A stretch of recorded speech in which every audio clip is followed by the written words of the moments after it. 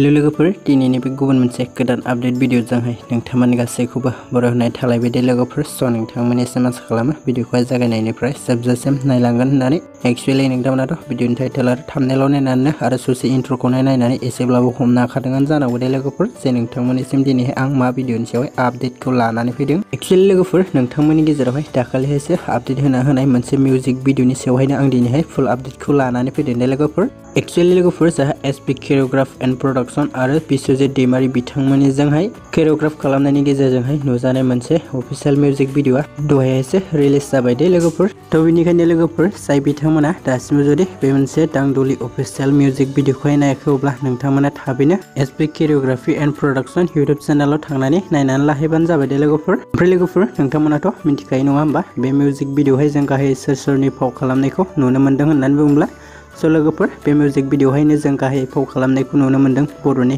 गोजाम फेस्ला फावखुंगुर एक्टर बिथां मेन्देला ब्रह्मा रैथिसा उजिर सोमावसार बसुमतारी आरो अनलि मीनाक्षी दे लोगोफोर एक्चुअली लोगोफोर बे मिउजिक भिडिअनि रिलिक्स आरो टिउनखौ सोरां बर' बिथाङा होदों दे लोगोफोर आरो बे दांदुलि अफिशियेल मोनसे मिउजिक भिडिअनिनो मेथाइखौ रोजाबदोंमोन लैथोमा मुसाहारि बिथाङा दे लोगोफोर स' लोगोफोर बिदिब्ला दिनैनि शर्ट आपडेट भिडिअआ बेखिनियानोमोन दे लोगोफोर आसा खालामो नोंथांमोना भिडिअखौ नायनानै मोजां मोनदों भिडिअखौ जुदि नायनानै मोजां मोनदोंबा अननानै खनसे लाइक खालामनानै होबानो जाबाय दे लोगोफोर स' लोगोफोर बिदिब्ला दिनैनि शर्ट आपडेट भिडिअआ बेखिनियानो दे